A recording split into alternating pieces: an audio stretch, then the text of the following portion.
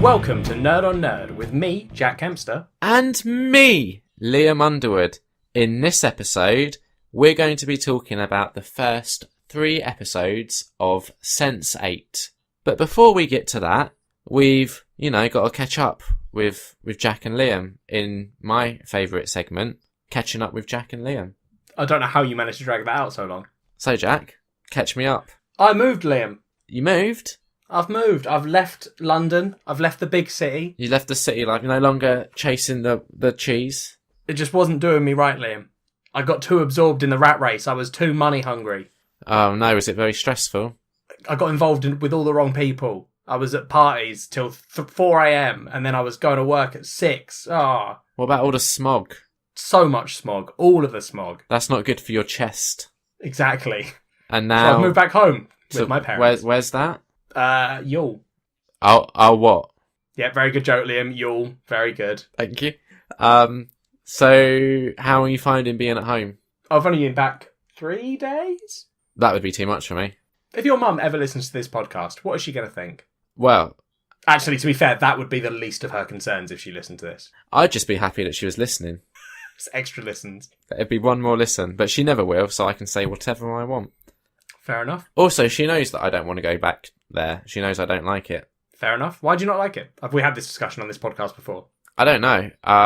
But fuck it. Maybe we'll have some new listeners, so they can hear it again.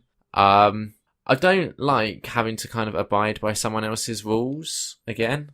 Oh, yeah, I think we have had this conversation. Yeah, like, I'm very happy doing kind of mostly what I want, mostly when I want.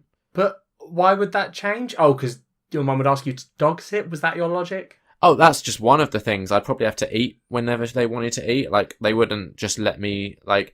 It's having to kind of, like, bend to someone else's living. So, like, let's just say, for example, I got hungry, I want to make dinner. Because let's say in this bizarre universe that I don't actually have to eat with them when I would have to. I'd go into the kitchen. Oh, I can't make dinner because they're in the middle of making their own dinner. Just things like that would annoy me. That's such a minor thing to annoy you. Yeah, but like every day. Yeah, but like, just I don't understand. Like, because I'm now eating dinner with them, with my family, not with your mum, because it's easy. Because Liam, if you remember rightly, I would forget to have dinner until like midnight. And if you eat dinner at midnight, that's not good for you. No, that's the big difference between me and you, is that I can look after myself. I looked after myself, just poorly. Yeah. It still counts as doing it. It was just bad. I don't know if it does. But yeah, I really, like, even visiting, I struggle with, because I feel like, because I don't live there, when I visit, I feel like I should be a guest. Right. But...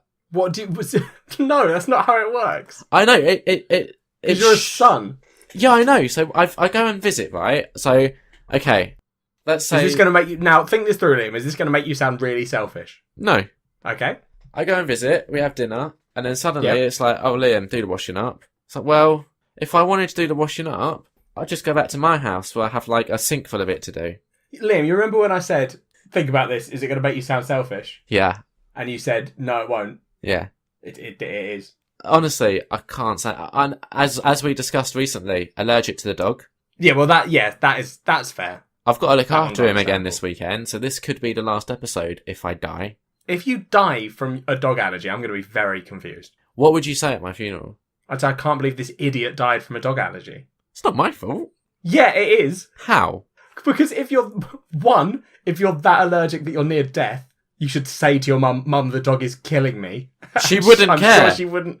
I think she would. No, she'd be like, just shut up and look after him. He needs to walk. Why would you not have gone to hospital? Because I'd be dying, Jack. It's not going to suddenly, like, it would get worse and worse. And if you start getting real bad, Liam, just go to hospital. Yeah, but who's going to look after the dog? The nurses? Drive him there. That just, nah. Like, honestly, I'm not looking forward to it. You're a negative man, Liam. It's not that, like, I just enjoy my own space. That's the other thing. I enjoy my own space, but I get my own space. Yeah, but the difference is, like, your space, you're kind of satisfied with the bedroom being your space, whereas I have too many things to fit into one room. I'm not going to feel sympathy for you. No, I don't think anyone will. I think, no, because I think the listeners will, because I feel like you've got this really good thing going for you, where you trick people into thinking that, like, your problems are real problems. Yeah. But in reality, like, you tell half a story sort of thing. Well, no. Like, in my head, seriously, in my head, I have like a Liam sort of translator going in my head all the time. So when you said to me, like, you'd have dinner and then your mum would be like, right, Liam, go do the washing up. In my head, what actually happens is that gets translated and I hear your mum, you and your mum finish dinner and your mum goes, oh, Liam, would you mind giving me a hand with the washing up? And in your head, then you just go, oh, mum. Like Kevin and Perry. Yeah, exactly, yeah. Yeah, there we go. So that's why I couldn't do what you're doing.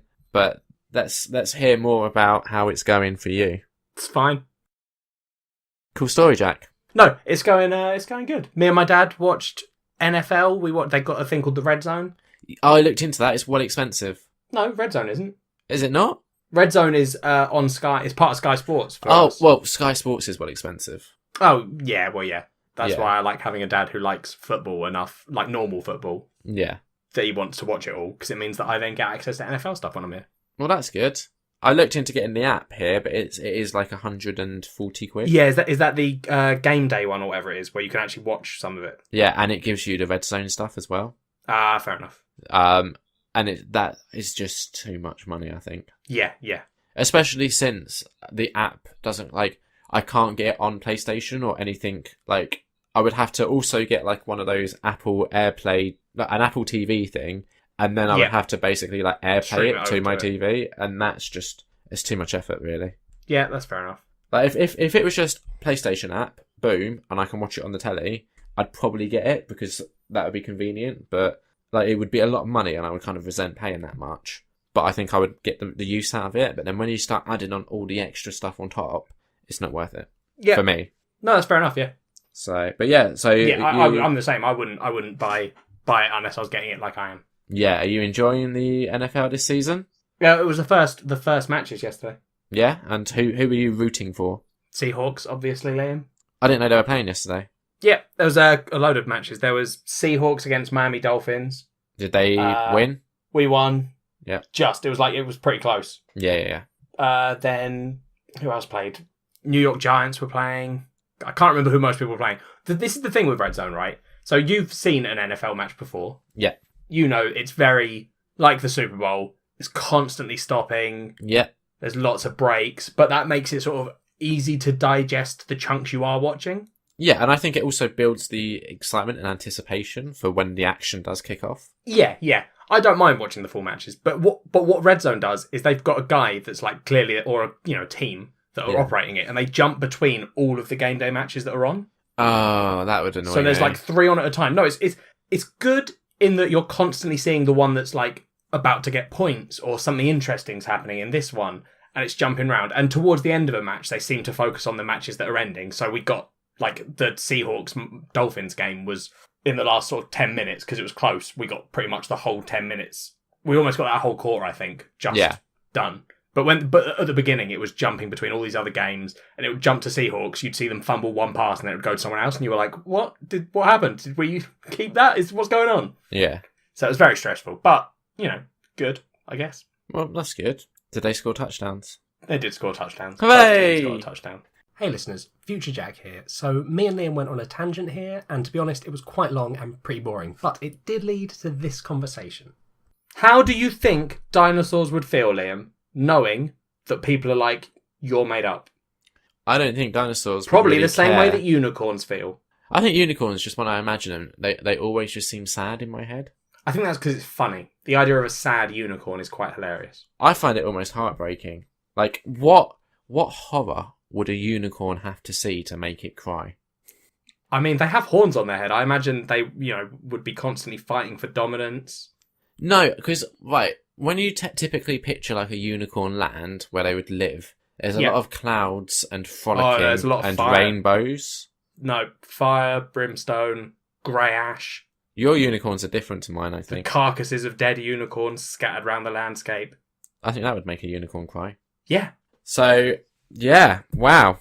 Other than fantasising about unicorns, Liam. Yeah. What have you been up to this week? I got my first proper Kiss. naughty comic. Right. So when you say proper naughty comic, can you give us a definition of what makes this a proper naughty comic? So remember last time, a couple of episodes ago, when I was talking about Sunstone? Yeah. And how it has a little bit of naughtiness in it, but it's not really a naughty comic. It's quite a nice comic. Well, it sounded like it was a sort of naughty comic. Well, it's added to our list of something to do in the future, so we can discuss that definitely when the time is right. This, how to describe? Put it this way: in Sunstone, when things are about to get hot and heavy, the narrator will tend to cut and sort of be like, "Oh, you don't need to see the details," right? Oh, okay. I didn't realise that. Yeah. Whereas the comic that I read, more than happy to show the details. But was it written for people to masturbate to? Now, this is where it gets interesting, Jack, and this is what I liked about it. It was called. It was called The Lookers. Okay. Right.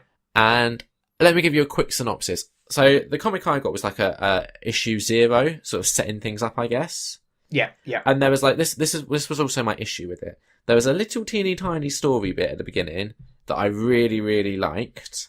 And then the majority of the comic was like, it felt like a crossover. It was called like The Lookers crossed over with something called Pandora, I think. And that I didn't enjoy as much, but there was like 4 parts of it, so it made up the bulk of the comic. Now, the little teeny tiny bit that we got that was brilliant, and I want to read more of that, is about, you've got 2 sisters. One is like a social media, I don't really know what the term is, worker? Yep. Girl. So she works for a company in social media. Her sister is a webcam model, which is a topic that's near and dear to my heart. Yeah. And the sister has a girlfriend, and they sort of engage in sexual activities on the webcams, right? Okay. But what they also do is, if one of their customers is a little bit, how do we say this, of a bad egg. So in the little bit that I got, the guy was like doxing people. Okay.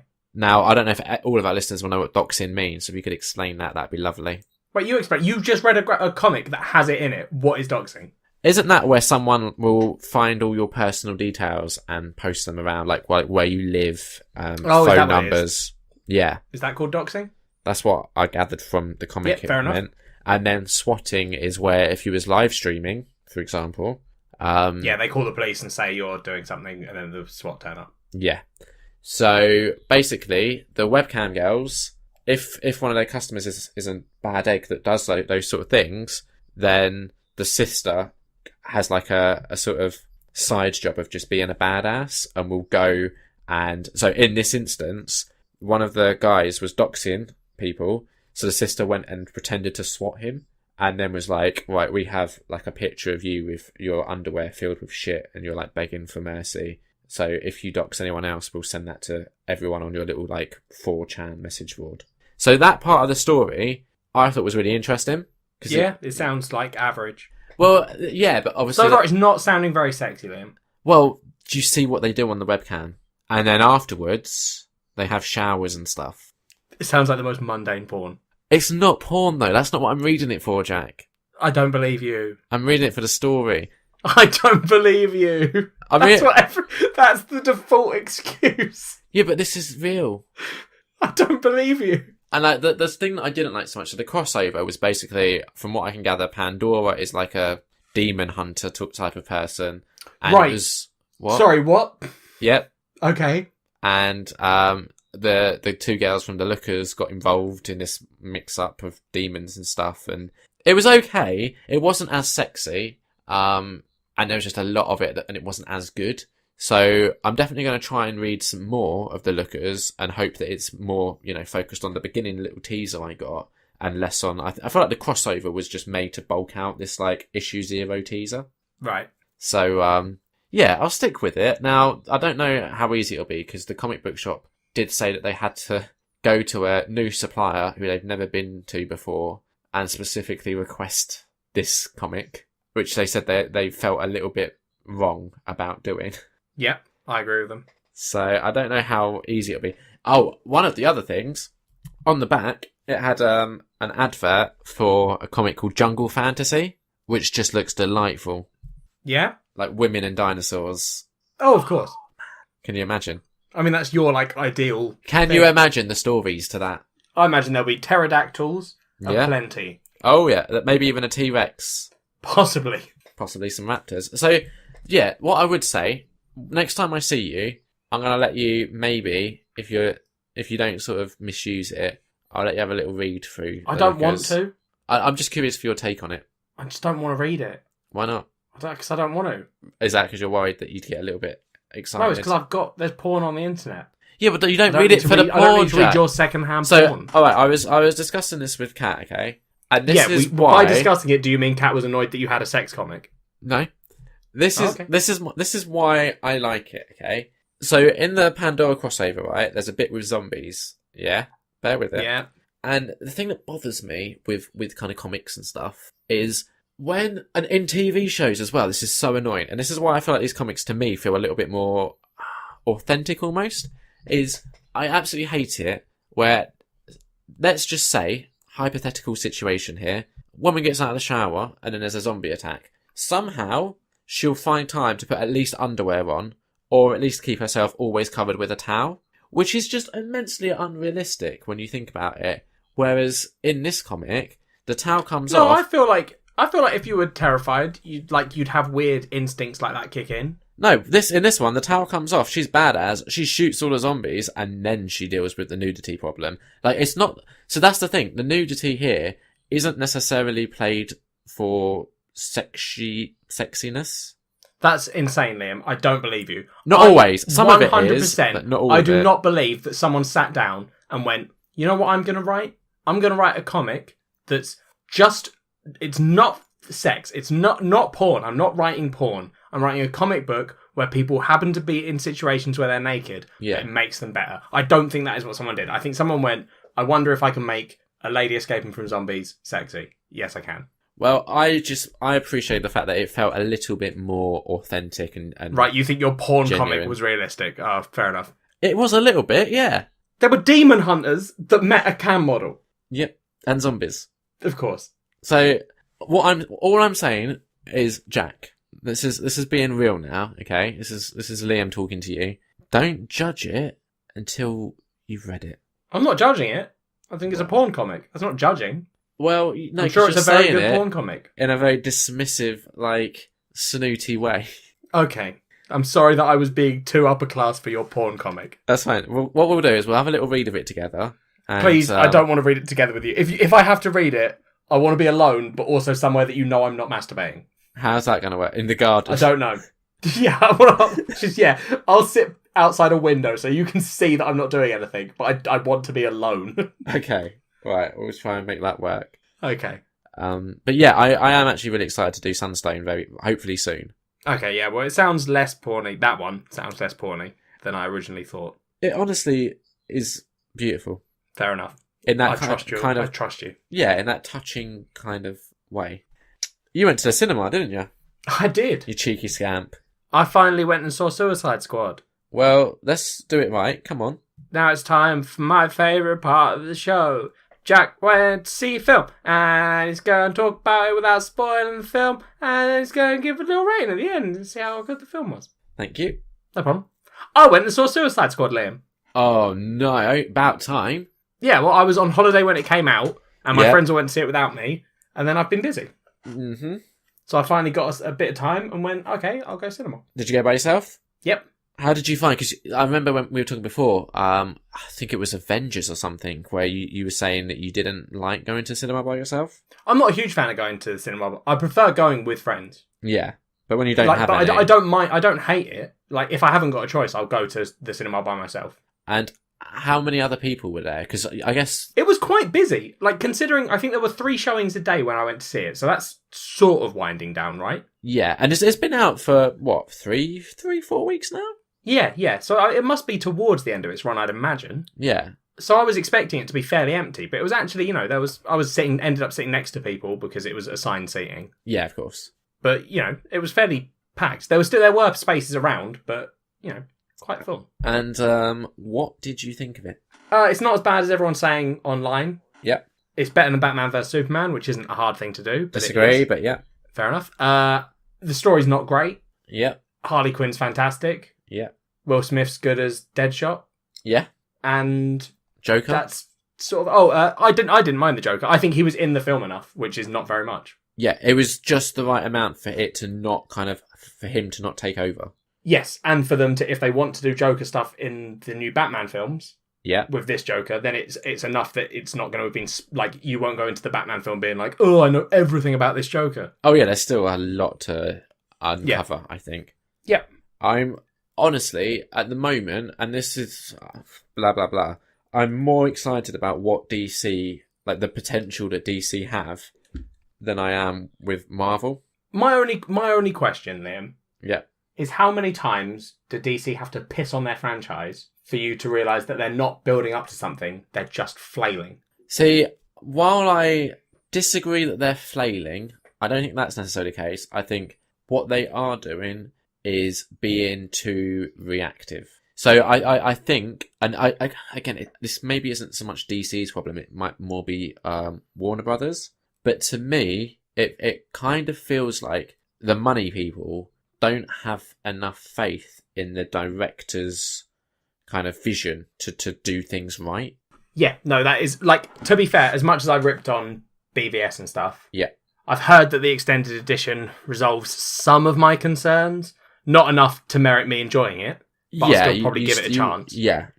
I've been told it, like, extends some of the bits that I liked and deals with a couple of the things that I had problems with, but like the majority of the stuff's still there. But I heard that Suicide Squad got that re-edit like right before it got released. Yeah, so I don't know how much you know about that. Wasn't it by a company that makes trailers? Yeah, so the company that made the trailers for Suicide Squad. So you know how the trailers went down really well because it had like the ones with all the music in. For some reason they went, oh well, people are liking the trailers, so let's give that company the whole film to edit, which is just mental. Insanity. And again, like we discussed this, I think, last time. Movie marketing is just, it needs to be fixed. There's a massive I mean, that's issue. not even a marketing issue though. That is Warner Bros. Being like, well, they did a good job and people liked it, so here you go. That's the thing. Like just a totally fucked up. That is the issue. That does seem like what DC's problem is, in my opinion. It feels like what's happened is they went, oh, Avengers did well, so instead of doing a Superman sequel, we're just going to chuck a load of heroes together and sort of have a sort of minor Avengers-ish thing. And then their build up to their Avengers. Yeah, and then they went, oh, Deadpool did well, so we need to have more comedy, because that's what people want. They want a lot of comedy. So I think that's where Suicide Squad felt very tonally all over the place, because... the ironic issue with the Suicide Squad Deadpool thing is the thing people enjoyed about Deadpool was, whilst, it's also a comedy... It's predominantly a comedy. One. Yeah, but it's also the fact that it was allowed to be more extreme. Well, I wouldn't even say that. I would say it was allowed to be itself. Yeah, but what? So then, when you look at what the Suicide Squad is, like the whole premise of who they are and what they're doing is kind of fucked up. Yeah, but they don't focus on that. That's not like their big deal. Well, that was one. And you're like, you had the chance if you were trying to copy the Deadpool formula. Well, not only that, but Suicide Squad was their chance, and they didn't do it. Not only that, but also I think it was very much reactive to the fact that the criticism of Batman vs Superman was that it wasn't light enough. So they tried to inject comedy to lighten it up a bit. And who said it wasn't light enough? Was that a complaint that people had? Well, yeah, because it is quite a kind of moody film. Yeah, but it's Batman, like fucking obviously. Yeah, exactly. This is the issue, I think. Now, this could sound very arrogant, maybe. Yeah, I feel I'm used to that. Don't worry about it. I feel like people just don't know what they're getting. Like, they expect something, and if it doesn't meet their expectations, if it's different to their expectations, instead of trying to kind of rejig their expectations, they just whinge. So, is this directed at me because I didn't like BVS? No. This is directed at the fact that a lot of people went to Batman vs Superman and then just whinged because it wasn't the Avengers. It's like, well, if you want the Avengers, go and watch that movie. It exists. Yeah. So that's not at you. That's just like the general consensus that I was seeing online from the film. Oh, fair enough. Very much seemed to be, why isn't this more like Marvel? And okay. That's what I like about them, is they're not. Yeah. It's like I think when I did my thing, when I was talking about Suicide Squad, I can't remember the exact moment, but there was a moment in it when I was watching and I just had that thought, you wouldn't get this in a Marvel film. And that, to me, just made me warm to the film a lot more, because I appreciate the fact that they're trying to do something different. Yeah, see, but I'm fine with them trying to... I think they should do something different, but I think they're failing at doing that. Well, that's where I think you have this conflict, right? So you have the director who wants to do something different, and then the money people go in, no, we want you to do this because we've seen how much money that makes. Yeah, that makes sense. So have you also heard... We'll get back to sort of your rating and stuff for Suicide Squad, but I don't know the guy's name. It's like Jeff Johns or something. But there's a guy who's been brought in to oversee the DC Extended Universe, kind of like, I'm going to butcher the pronunciation, but kind of like what Kevin Feige, whatever his name is, the guy from Marvel, what he does with the MCU. Yeah. Are you aware of that? Mean, I hadn't heard that, no. So this is a guy, he's worked on, impressive stuff in the past. I can't remember what off the top of my head. Very impressive. Yeah, like I the news broke and I was reading a few articles about it and it triggered like, oh yeah, that was cool, whatever that was that he must have worked on. But the issue that I have is he was saying his kind of response to everything was how people were always saying how DC movies are dark and gritty, and he was saying that he disagrees and he's going to make a real effort to, bring a touch of lightness and humour to them. Oh. And I just don't think that's needed. No. Again, to me, it feels like they're going, oh, that's what Marvel are doing, so... yeah, that's we insane. should do that. Yeah, so DC are good at doing gritty characters. And there's nothing wrong with it being dark and gritty. No. That the Batman trilogy is the best thing DC have done in recent memory. Yeah. Probably, in the film franchises, the best thing DC have done. Yeah. So, I don't understand why they aren't looking at that and being like, oh, that's when we were successful. Let's keep doing that. Stop looking at Marvel and being like, let's try and do Marvel. And being like, oh, we already found our voice, or at least Batman's voice, which then could impact the rest of the universe. Exactly. And so at the moment, I am very concerned for the future of this franchise. Because I do have a lot, I think there's a lot of potential there, but they're misusing it. Yeah. Also, it was announced, I don't know if you saw, that Deathstroke was going to be the new villain in the Batman solo movie. I saw that they cast the guy that's going to play him. Yeah. I didn't realise, is he definitely the big bad? I don't know. Because it might be... He's like a tertiary character. But yeah, it's cool. I like Deathstroke. I don't really know a lot about him. What's his power? He's, Deadpool? Yeah. He's him, but without the comedy. So he can regenerate and stuff? I don't know if he can actually regenerate, but that is his effective who he is in the DC universe. There's fan theories that Deadpool and Deathstroke are the same person in alternate universes. Okay, I didn't know that. He's a mercenary who kills for money. Yeah. He's super good with his weapons. Does he have healing powers? I think he might be able to minorly heal or something. Okay, I know nothing about him, so it's hard to kind of be that I'm only excited for Batfleck. Yeah, I mean Batfleck's gonna be good, hopefully. Yeah, and I can see why they would maybe want to move away from having the Joker as the primary villain, but I really kind of hope that, like how they used him in Suicide Squad, I want him to be in the background somewhere, just doing stuff. Yeah. I just want him to have a presence that's felt. I'm sure he will. The fact they've already, got a Joker again. I hope so. But obviously Jared Leto was kind of complaining a lot about how much of his stuff was cut from Suicide Squad, so I wonder how he would feel now about returning. Yeah. So what did you kind of give Suicide Squad overall out of 5? 3 out of 5. And what did you give Batman vs Superman for comparison? Probably I don't remember. But low, right? A 2 or a 1. Okay. So yeah, so an improvement. Yeah, I think so. Are you excited for Wonder Woman? No. Okay. Any I'm reason? not excited like I said, I'm not excited about any of the DC stuff because I've got my hopes up multiple times now and been let down. So I'm just not doing it anymore. I'll go see them. Yeah. And I will be pleasantly surprised when they're good films. Yeah. Like I was with Suicide Squad. Not a good film, but better than I thought. Yeah. And I'm fine with that, but I'm not going to get my hopes up for DC until they actually prove to me that they can do a good film. What if they do a solo Harley Quinn film? Then I'm 100% down. It might not prove to me they can do good films, but I'll go watch it anyway. Yeah, because Margot Robbie is fantastic. The idea of Harley Quinn is fantastic, but yes. But Margot Robbie as her is the best casting choice. Yes. Ever. What did you think? And again, we've got to keep this spoiler free, but the big bad of the movie, I felt was a little bit kind of underwhelming. Yeah, it felt like it was kind of tacked on. Okay, that's not just me then. No. I think they had the good guys were the big driving force of that film. And good, we have sort of quotation marks around. Yeah. The main characters. Yeah. Liam went to the cinema. Oh, did he? Yeah. So how about some spoiler-free reviews of the films that Liam saw at the cinema? Nah, I'm alright. Tough, mate. Oh. Bad Mums.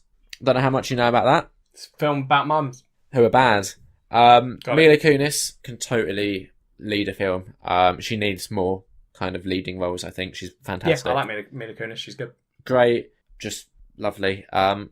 It was a lot better than I thought, because I feel like they've almost have kind of marketed it as a bit of a chick flick. And I've not seen anything about this film. I know nothing.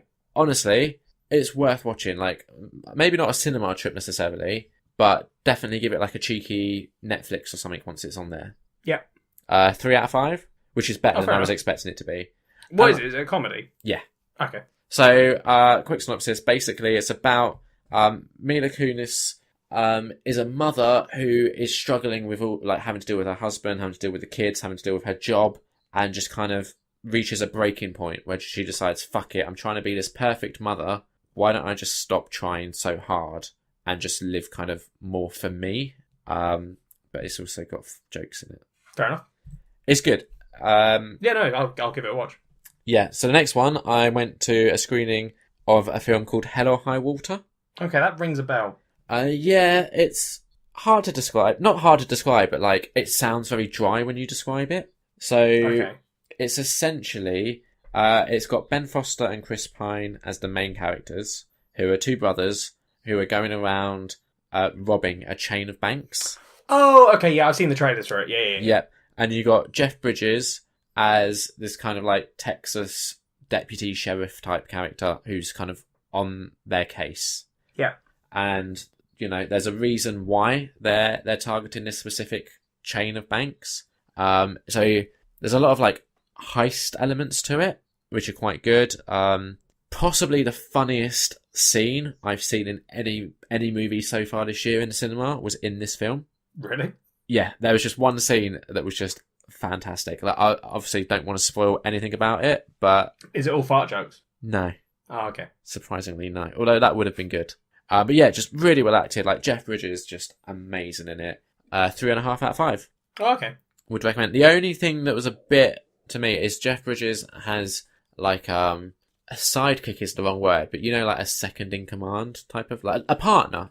Yeah. You know, like they do with cops and stuff. And there's a scene where the partner has a kind of monologue that just it's almost like waving a flag and declaring this is what this film is about. Oh, okay, right. It's just a little bit too on the nose. The sort of, we need to explain this film. Just for those, just for the dum-dums in the audience who maybe just can't put it together themselves, yeah. Yeah. So that was the only bit that was a bit disappointing. The rest was really good. And then I went to see Viggo Mortensen's new film. You might know him better as Aragorn. I know Viggo Mortensen. He played a Russian mafia dude. In? I can't remember the name of the film. Was that Eastern Promises? Yes, it was. There we go. I haven't seen it. I just know these things. I have seen it. Yeah, he was in a film called Captain Fantastic, which... Yes, I've seen the trailers for that too. So from the trailer, what are your thoughts on it? It looked all right. It looked like a sort of... Was it Little Miss Sunshine? Was that the other that film? It sort of looked a little bit like that. Yeah, it is very much... It's like Little Miss Sunshine meets Into the Wild. I don't know if you ever saw that. Yep, I saw it. Yep, yeah. Like a mesh of those two. Oh, okay. So here's the thing. It takes maybe 15-20 minutes for the film to kind of find its footing and for things to start clicking into place. So it's a bit of a hard going at the start, but once everything clicks into place and the actual story gets going, really good, really enjoyable. The only other issue is it goes on for maybe 10-15 minutes too long. Oh, okay. So like the beginning needed to be a bit tighter, and there was I think a more natural ending point than where it does actually end. Yeah, right. They do the whole, a bit feels like it could be the end, and then they carry on. Yeah, and it's like, so there's a bit where they could end it, and you could just assume how things would wrap up. Yeah. And, you know, the film has led you to these assumptions. You're not just like pulling it out of the air, but instead it then shows you what you kind of already know you're about to get. Yeah. So that was only, but everything in between, like everything in between the first like 10 and the last 10 was really good. So 4 out of 5. Oh, fair enough. So yeah, those are all the films I saw in the last couple of weeks at the cinema. Fair enough, Liam. I've been busy boy.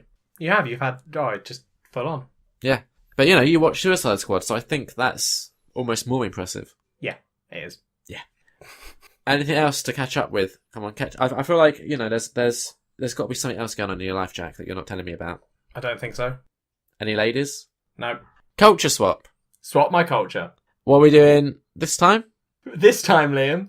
Yep. We watched the first 3 episodes of Sense8, which was suggested to us by Joanna. So, yeah, she said Sense8, and I'll be honest, after the first episode, I was kind of cursing her a little bit. I can see why. The first episode is odd. It's not odd. It's odd when you compare it to the rest of it. Like, I know we only watched 3. Yeah. You've seen this but even before, compared though, to episode you? 2 and 3. Yeah, I've seen that. I've watched the whole thing before. Yeah, and I've never seen it before. But even when you compare episode 1 to, like, just episodes 2 and 3...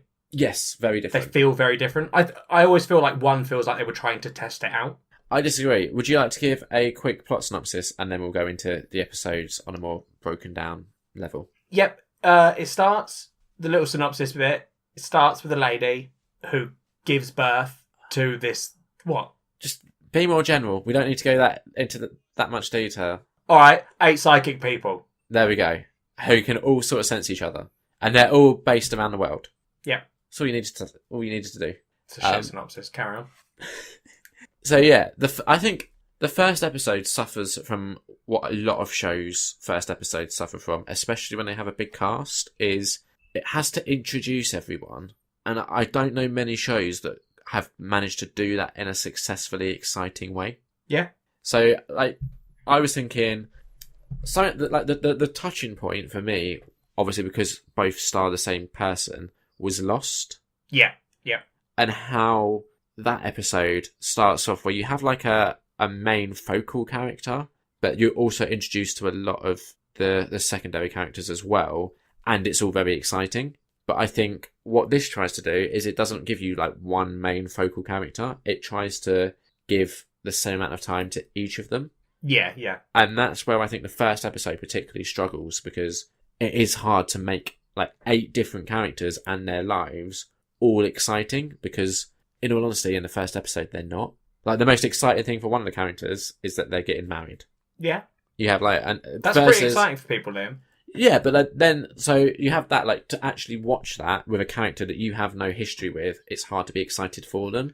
And then you sort of have that juxtaposed with a cop who is trying to save, like, a young sort of gang kid who's been shot. Like, one of those is naturally has a lot more excitement built into that story than the other. All right, well, here's my thoughts on that, Liam. Yeah. Right? This is something you say a lot, this sort of idea of things being more... Is it more actiony that you usually ask for? No.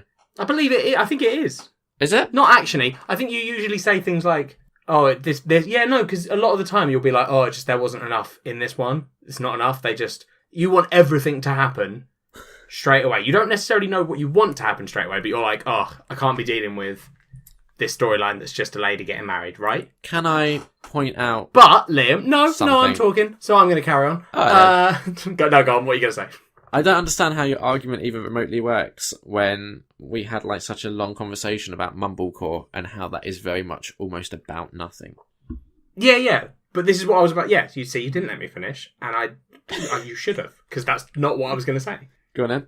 Right? What I was going to say is, you want everything to happen straight away. Yeah. I'm not saying I'm happy with the fact that the first episode is... In this, you are. You're saying that you don't like the fact that one person's storyline wasn't exciting. No, that's not what I'm saying. You're misunderstanding what I'm saying. Oh, sorry. What are you saying? I'm saying that the episode has a very hard job of making 8 different characters all exciting when then what they're going through isn't necessarily But that's what I'm exciting. saying. It's not... Why does it need to be exciting in the first episode? Why does every character need to be exciting? No, they don't, but the issue it then So then what's has- the problem? Right, let me explain, Jack. When you have like a couple of storylines that are very exciting mixed in with a load that aren't, that juxtaposition is very jarring, because with a show like this, and this happens in a lot of shows where there's like multiple story strands going on, I tend to find myself like really invested in one of the story strands. So when the show diverts to one of the less interesting ones, I kind of spent my time just like impatiently waiting to get through it so we can get back to the one that is exciting that I'm interested in.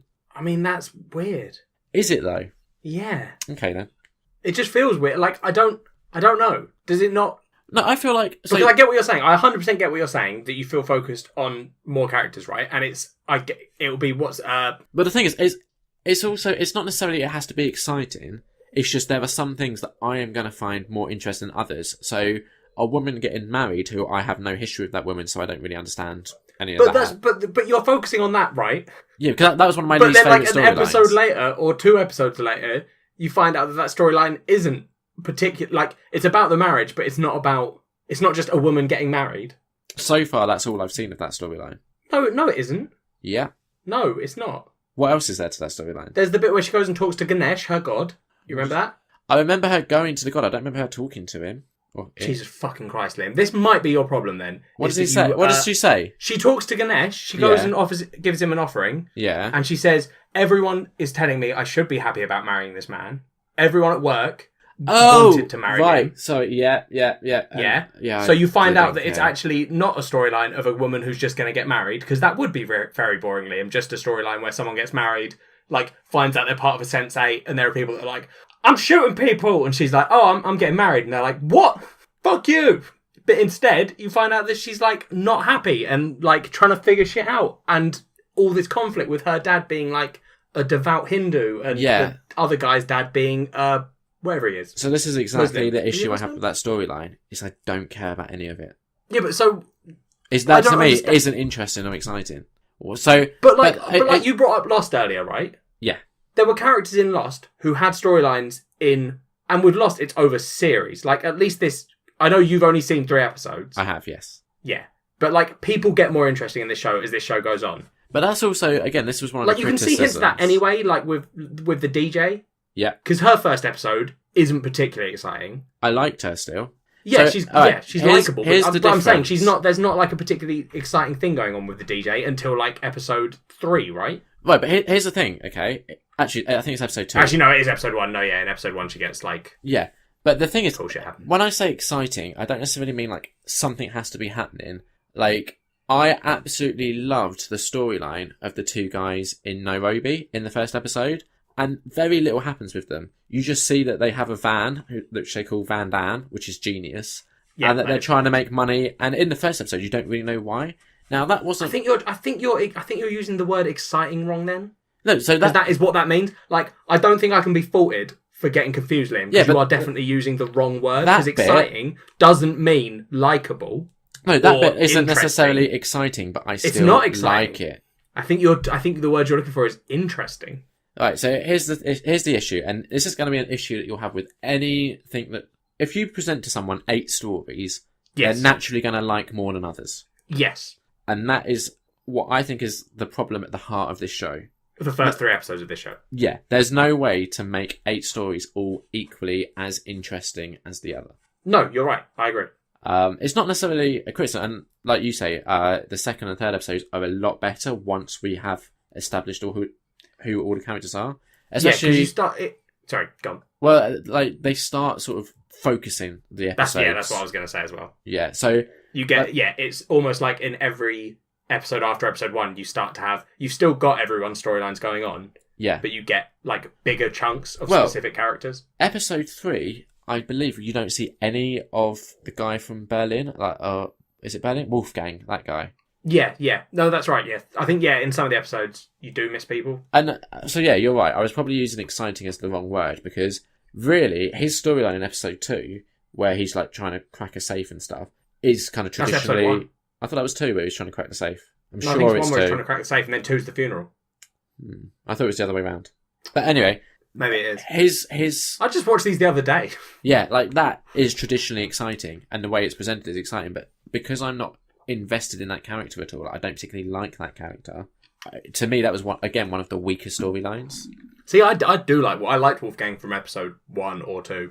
Yeah, I mean... Because I think it is... No, you're right, it is episode 2. Yeah, maybe even 3. But I liked him because of... I think that they characterised him in a really cool way in the safecracking bit, like where he takes a break and watches the equivalent of Eurovision. Yeah, it's sort of like an X Factor type show, isn't it? Yeah, it was called like Europe Song something. Yeah. But then yes, it was like an X Factor thing. I just like the fact that that's his idea of chilling out and the relationship he's got with his friend. Yeah, I mean, it was fine. It just like it wasn't doing much for me. Fair enough. But yeah, I think for anyone that hasn't seen the show, we're jumping all over the place a lot, so it must be very hard to follow. I mean, again, Liam, we record this show and let people know what we're going to watch. Yeah, so it's their own fault. Yeah. But yeah. I have no sympathy. No, so... I do. Hey, listeners. I mean, yeah, if we were better at this, we would make it accessible even if you hadn't necessarily seen it. Nah. But, let's not do that, I guess. So, from the 8 storylines, okay? Mm-hmm. I'm just going to reel off the ones that I like the most. The one with the DJ, who's in London. Yeah. The Chicago police officer. Yeah. The guys in Nairobi. Yeah. And I'm warming to the guy in Mexico City. I didn't particularly like his storyline in the first 2. I'm warming to it in the 3rd, but I'm still not fully on board with it yet. Did I say that to you? Was it when you were watching episode 1 and you said to me you weren't particularly feeling it? What did you say? You said something to me about you were watching episode 1 and you weren't sold on it. I just said it was a bit meh so far. And then you said the Mexico City actor. Yeah. As an example, I think you were like, his isn't that great. And Yeah. I was like, yeah, but the stories start picking up and stuff, especially in this, because his ends, in episode 3, it ends with like one of the best scenes so far, I reckon. Is that when he's having that dinner with someone? Yeah. I can't remember the guy's name. And the guy's like, yeah, because it's that whole bit is great, where he's talking about how he killed someone wrong in his film. Yeah. And then he explains exactly how you kill a man. Yeah. And it's effectively like, I will kill you. Yes. It definitely gets better. So I watched the first episode with Kat, and she was like, I don't like this, I'm not watching it anymore. And it definitely, like, I'm pleased that episode 2 and 3 did get as much better as they did, because I think I would have really struggled if they were on that same level. Yeah. Honestly, this show just keeps getting better, in my opinion. I can believe it, because I feel like the more you get to know the characters, like that's what it is. Yeah, the one you start to get invested in them. Yeah, like the one that's getting married and stuff. I imagine if the show was just about her, for example, it was a totally different show, but it was all about her and her concerns. Because you'd have that time to flesh out her character, it would be a lot more interesting with her dealing with those stuff. Yeah. But when you just get little snippets of it, it's not enough for me to be like, that's fair. The other one, there's 2 that we haven't really spoken about yet. We haven't spoken about Nomi. Yep, that's because we're going to fall out over that. Yeah, and we haven't spoken about Sun. Yeah. Right. Why haven't we spoken? You said you weren't excited by her storyline. In episode 1, hers isn't particularly exciting. That's fair. Even in 2, it isn't. But 3, I liked her in 3 though, where she underground punches kickboxing. a desk in half. Yeah, and she's when she's getting annoyed at the secretary, and just punches a chunk out of a desk. Yeah, and then you're like, oh, I see. And that ends. So 3 ends with a really exciting scene where she's like an underground kickboxer, and she's also somehow helping the guy in Nairobi. Capheus. So that's the thing. It's still at this point isn't really explained. Yes, you don't know what's going on. Yeah, but then they've explained bits, because you've had Will talking to Jonah, who's thingy from Lost. Yes, is it Saeed? Yeah, Naveen Andrews is the actor. I don't know actors. Jonah Maliki. Yeah, he's the guy. Because you get that scene at the end where they're having the car chase. Yeah, that's the end of episode 2. Oh, God damn it, I don't know what episodes are what. See, I had an issue, right? I will confess, I had an issue. I did only watch 3, and I watched the right 3. Yeah. But because I've watched them all before, Netflix remembers where I was. Yeah. Right? So I clicked on episode 1, which I had watched all of. Yeah. Except for the last, 3 seconds, because that's when it gives you the watch the next episode. Yeah. So I clicked it, was on my computer as well, so it was, I think I was searching something on the internet at the time. So then the episode started playing, and I was like, cool, watch the episode. It was only when I finished episode 3 that I realised that I had watched episode 2 and 3, and then had to watch 1. Right. So I have watched this in a slightly weird order, which is why I'm getting them all muddled up. Okay, that makes sense. It was really irritating. It was when as 2 finished, I was like, I've done something wrong here. Something feels wrong. Yeah. That's fair enough. I did that once with Smallville. I accidentally skipped an episode, and I had to go back and watch it, but with Smallville it didn't really make a huge difference. I mean, it didn't make a huge difference with this for me, because I've seen it. That's true. If I hadn't seen it, I'd have been like, what the fuck is going on? Yeah. Well, that's the thing. I saw that the next episode is called What's Going On. So I'm feeling like things might get explained. They do start to explain it. They do. Yeah. This series doesn't disappoint with the I think there are questions at the end. I can't really remember how it ends, but I know that they do explain what's happening, because I know what's happening. Yeah. Which means they must have told me at some point. And I'm not one of these people that's like, oh, I need to have everything explained immediately. I'm happy for them to kind of trickle out the information as the series progresses. I think that's one of the good things, because we don't know whether Jonah's a good guy or not. No, definitely not. I mean, like, for me, we don't really know what's going on with the whole Daryl Hannah stuff at the beginning of the first episode. I think that's where the first episode really fell apart a little bit, though, is the fact that you clearly have something very weird going on, and it clearly is tied into these 8 people, but it's you don't really know what the hell it is going on. So you're like, right, I know something's happening here, and I'm sure I'm supposed to understand eventually what it is, but at this point, you just kind of need to get through it. No, but it's setting you up with knowledge that helps you later, sort of thing. Yeah, but that's the thing. Because it is a very much a later payoff, with the first episode particularly, like, to anyone who's listening, who somehow has got this far into our episode and hasn't actually watched this, and they want to, get through episode 1, just do it, and then kind of because enjoy episode 2. So where you are, will you be continuing Sensei? Yes. Yeah. I think 2 and 3 are good enough to make you be like, well, I'll watch the rest of this. And then, in my opinion, it gets better and better the more you watch and understand. Yeah, it is annoying because it's probably going to take over a little bit from Smallville. I mean, it's not a lot of episodes. It's 12, I think, in total. Which isn't huge. No. So, right, do we need to get onto the Naomi bit then? Yeah, let's talk about Naomi. Alright, so she's a transgender woman. Yep. Has a girlfriend who, side note, played by Freema Agyeman. I might have said that wrong, but basically people will know her as Martha from Doctor Who. Yep. Which is just so weird seeing, like, someone in a family-friendly show now just, like, I think the first time you see her, she's, like, ploughing her girlfriend with a strap on. Like, that's a little bit odd, right? Well, yeah. You know, nothing wrong with it, just kind of going, like, trying to disassociate those two shows is the thing. Yeah, I know what you're saying. Yeah.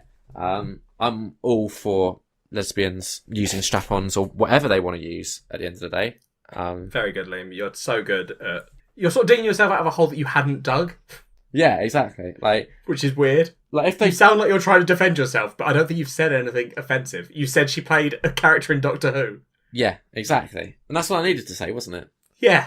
Anyway, what I did like is the fact that the person playing Naomi, which I didn't realise watching it, but you did, is actually transgender herself. Yeah. Yes. You were ready to kick up a fuss. Yeah, I was about to complain because I was like, oh, it's ridiculous. Why didn't they cast transgender actors? And then I looked it up and was like, oh, well done. Yeah. Tip of the hat to the show.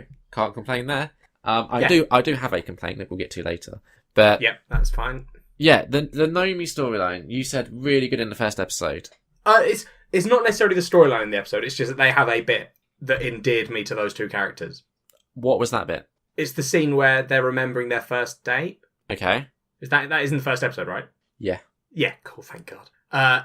And like they're talking about how they met what's the character's name? It's Neats? Yeah, Neats. Yeah. Amanita. So they meet her friends at the Pride Parade. Yeah. And one of her friends is like, oh, you're just a man trying to push into our territory. This is, we're LGBT and you're a dick. Yeah. And then Neats is like, you say one more thing about my girlfriend and I'll beat the shit out of you. Yeah. And then Naomi runs off crying. And I was like, oh, that's sad anyway. Because that is. Yeah. Someone being bullied. It's not nice, Liam. But then Neats is like, oh, why are you crying? And she says, it's not that. It's just that I've never had anyone defend me before. And I was like, oh, man, that's really sweet. Yeah. But then I spoke to Liam about it, and Liam does not think it's sweet. Because Liam has a heart of stone or possibly cold. It was just so predictable. It was not necessarily predictable, just so... Oh, it's the classic. Oh, every TV show does it. The classic transgender lesbian. Like... Oh, so overdone. Yeah, like I would have much preferred if it was because she was upset at what the woman was saying. Like, just that trope, like, oh, it's not that, but it's that you defended me. It's like, oh, Jesus Christ. I just, to me, didn't need it. Didn't need that bit at all. Fair enough. That's because you're a heartless machine, so... It is. It's understandable. Yeah, but I think... You're upset that one of the characters isn't just a computer. Oh, could you imagine if there was like a... That would actually be really good. As I said it, I was like, man, Yeah. But they're not aware they're a computer. Yeah, everyone's like, oh, it's weird, because every time we sort of see where you are or experience you, it's kind of like cold and we can't really see anything. And he's like, I don't know what it is. I don't know what it is, but I'm really enjoying living your lives. Yes, super good. Whatever you guys are doing is fucking great. Let's porn. But yeah, the thing is, with Naomi, her story at the moment is super boring, and I couldn't stand her mum who comes to visit her in hospital. I mean, that is the point. The mum is a horrible person. I know, but again, it's just done to the point where I get it. I was actually just I don't tend to get annoyed at TV shows and stuff. She's not in it for a ridiculous amount, the mum. She isn't, but she's in it for 2 scenes. She's just right. Can I say a naughty word? It depends, but yeah. She's just such a cunt. That's fair enough. And I get she's meant to be as acting, blah blah blah. But it's they establish that she's a dick, but then they just keep establishing it, and it's to the point where. So the thing that the mum does that just really wound me up is she keeps referring to her daughter as Michael, I think the name is. Yes. So she's obviously just completely not accepting the choices that her now daughter has made, and it's just so infuriating to see them keep hammering that home. But Liam, I don't think they're hammering it home. I think the issue you've got is this thing with messages in stuff, and Maybe. The idea that they're hammering. You're always aware of the director, and the crew behind it. Not right? in a good Which fit. Is fair no, to say. if something's good, if something's really good, they will absorb you in a way that you're not aware of it. But one of the reasons that you're thinking this storyline is bad is that you're doing that. Because it's not good that's enough. Not hammering it home. That character, it would make less sense if you had a scene where she was in hospital and the mum went, oh, Michael, I can't believe that this is happening. And then Naomi went, my name's Naomi, don't call me Michael. And the mum went, oh, okay, yeah, you're right. Sorry, I forgot. Because she's not the mean mum anymore. But that's not fine. That's not how you do it. The whole point of that character is that she's calling him Michael. Her Michael. That's not how you do it. Well, how do you do it? You have a call her Mr. Michael. Transgender expert. You have a call on Michael, and then Naomi goes, that's not my name, and the mum just dismisses it, but doesn't have to keep going, so Michael. Because it just is so infuriating. It's we get it, you're a dickhead.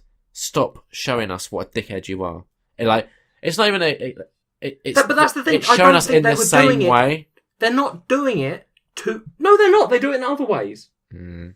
They do. They have her refuse to accept. Yes. They have her refuse to accept that Nita. Exactly. Anita, Perfect. Anita. They have that bit. Yes. Where they perfect. refuse to accept that she's family. Thank you. So exactly. So they can establish that this character is a dickhead without keep hammering home that same point again and again. Is what I'm saying. But they could have done it without the whole repetitive Michael thing. I don't think they said it that much. Honestly, it was enough to distract me. No, yeah, but I think anything is enough to distract you. Once you get pig-headed about something and you're like, I don't like this. As soon as you're like, I don't like this thing or this bit, you fixate on what is making it bad, and then you refuse to not fixate on it. That's possible. Can we talk about one of my other concerns with the show then? Go on. Super convenient that everyone around the world speaks English. Yeah, they explain that, as I told you. But do they? I admit that they don't explain it in the beginning. Yeah. You didn't. You said they didn't explain it. No, I said they did. I swear you said they didn't. No, I specifically told you that they do explain it later on. Okay, if they explain it, that's fine. But I thought you said they didn't explain it. No, I'm sure they do. I'm positive that they explain it later on. I said, is it ever addressed why they all speak English? And you said they don't. They just do it that way so we understand them. Yeah. Is it explained why they all speak English? They don't all speak English, you twat. Oh, I think when they don't address why. If I'd said no, that would be in answer to the first part of that question. But the they don't is clearly referring to they speak English. Right. That's alright then. Let's have a claim. Obviously, okay. In the first 3 episodes, they don't explain it. They don't explain it, and it has distracted me. But if there is an explanation for it, then I don't see why it's distracting you, but I get what you're saying. Just because... But also, it's the idea of, what's that film with Slumdog Millionaire? I haven't seen it. Jesus fucking Christ. What? How have you not seen that? I have it to watch, I just haven't got around to it yet. Do you know what I watched? There must be other films that are set in a foreign country, but where they speak English. Yeah, probably. Yeah. It's not an issue. The reason they do it is because they have an English audience, so it's assumed that they're translating. The fact that you watch this and you don't in your head go, oh, clearly they're speaking Indian, but because I'm perceiving it through this character, I'm hearing it in English, because it'd be fucking weird if someone in their head was hearing Indian and was like, I don't understand this. No, but you never really... I'm the character proxy. How strange. Here's the things, Jack. You never really know which character is perceiving the other, sometimes. Like, there's even scenes where you're like, I don't think there's another character I'm saying like, this. the bits where you're seeing... What? So, there's a lot of stuff where it's just one character just living their life, and there's not another character necessarily involved. Like, another of the 8, if you will. Yeah. So, let's take Sun from CL, yeah? Yeah. This is when I first started noticing it. She has an office. On her desk, there's a like, I don't know, what do you call it? Like a nameplate or something? Mm-hmm. Where it's in Chinese, I think. Yep. So I'm looking at that and I'm going, right, so why is that in Chinese? But then when she speaks, it's English. Like, at this stage, it's just confusing me and distracting me, because I'm like, How is that confusing and distracting you? So I don't understand why she's not speaking in Chinese. Honestly, Liam, that's fucking mental. You realise that, right? Why is she not speaking in Chinese then? Because she is, and they're translating it for the audience. Who's translating it? The people that made the fucking TV show, Liam. So here's the issue then, right? So you're saying, you get so hung up on the people behind the thing that are making it. Yeah, blah, blah, blah. I'm saying you see them when you're watching this. That's how I see it. For you, it's like you're constantly aware of them. I don't sit there, Liam. What you're trying to argue now is that I sit there and go, the director has translated this for me. I don't even fucking complain about the language because I didn't particularly notice it. I didn't watch the scene in China and go, why is she speaking English? I only thought of it when you say it to me. And the bit where they go, this is why I understand. Why is it an issue then that I point out things that you don't notice? No, Liam. That's not the issue, right? The issue isn't that you've pointed out the language to me. Yeah. The issue is that you can't separate yourself from the TV show and say, or from the fucking directors or whatever. You just can't, like, they translate it, right? We hear English, because it's the same logic of when you read a book or when you watch, you know... Here's what I'm saying, Jack. Playing a game, when you're playing The Witcher, Liam, do you sit there and go, why is this not all in Nordic or whatever, Danish? Nah. Because you should. Why? Because Geralt of Rivia is fully not an English story. He's all based in the northern-y countries of Europe. So I don't know what you're talking about. Until you insist on playing those games in their native language, I'm not going to listen to you complain about this. That's ridiculous. This is why? Why is that ridiculous? This is why people write in and say you make nonsensical points, because... How is that nonsensical? Right, well, The Witcher is set in a completely fictional land, so they can speak whatever they want. No. The original Witcher books are set in a fictional land that established that language was the language. They don't speak English, so that's not... You can't say that. Totally unnecessary to the game. Does it... Right. The game... Oh, sorry. So why is her speaking Chinese so necessary to the TV show? That explains, as I've already said to you, they explain why they all understand each other. But go on. Because the show... So you're arguing a point that you know is wrong, because later on they're going to explain to you why they understand each other. Yeah. So I'm arguing from my current perspective of what I currently understand, okay? And the reason why it is currently distracting to me is because the show goes to such efforts and to such pains to establish itself as a global show, as these things happening around the world. So if I was to go around the world, I wouldn't expect everyone to be speaking English. So when there's a show that's going around the world, very deliberately, it's then weird that everyone is speaking English. Except, Liam, for the fact that if you were travelling around the world, you would hear the different languages, because it would be from your perspective, right? Yeah. So what I'm saying is there are 8 different storylines. Yeah. And in each of those storylines, we are seeing it from a character's perspective. So the reason it's in English is so that us, as the English audience that they knew they would have, right, we are seeing it through that character's perspective where they would understand the language. So it doesn't matter that it's being translated to English. That's just for us, because we can't speak their language. Because they would understand it without reading the subtitles. When Chinese people speak to each other... Now, Liam, when Chinese people speak to each other, they don't have to run it through a filter in their head to convert it back to English. They just understand each other, because that's language. That's how it works. Yeah. So there isn't this issue. You don't need the subtitles, because that character understands the language. It is more detracting that you believe, or when you're watching these shows... you aren't seeing it, because it's meant to be from that character's perspective when they show you a character. They're not showing you it from you, the floating audience member that all float around all these different characters. Exactly. I do agree, if they were trying to convince me that I was there watching it, then yes, then it would need subtitles, because I don't speak Chinese, Liam. Exactly. But I'm not. When we're seeing it from Sun's perspective, we are seeing it through Sun's perspective. So why aren't we seeing it through a Chinese language perspective then? I just explained that. I'm not going to repeat it. It doesn't make sense. It honestly doesn't make sense. So, listeners, write in if you've seen Sense8, not if you've seen other shows, because I'm fine with foreign language films and stuff being subtitled, because that makes sense. But if you've seen Sense8 and you're listening to this, please write in and tell us if you'd have preferred 6 out of 8. Yeah. Actually, no, not even 6. No, 6 out of 8. Yeah. To be subtitled.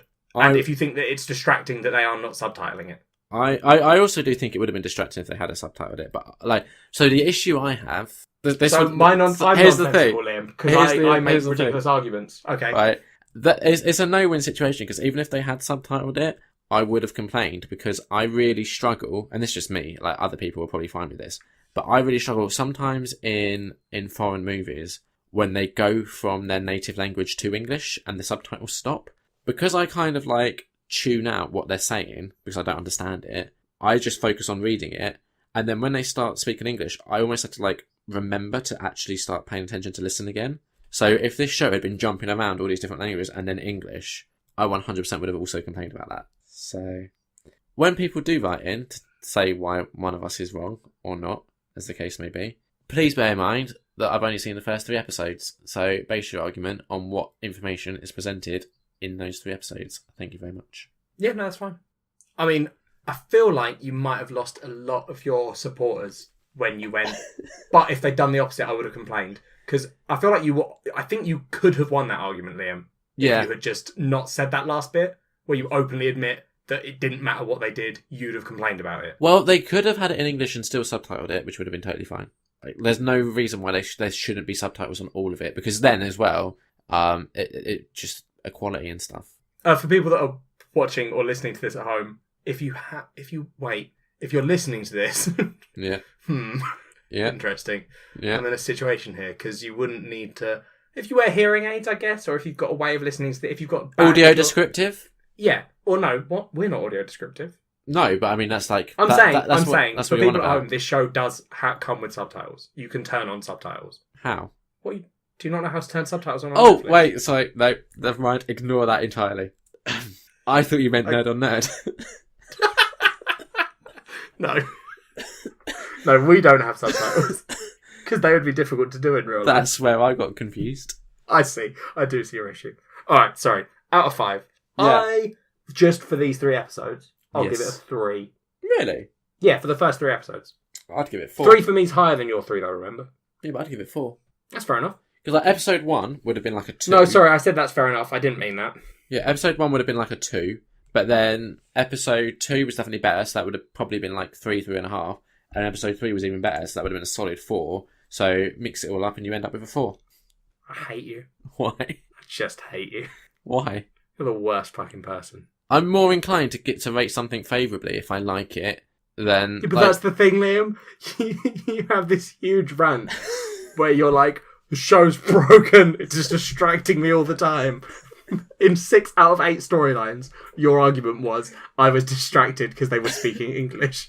And then you go, but they were good. 4 out of 5. You're the worst person.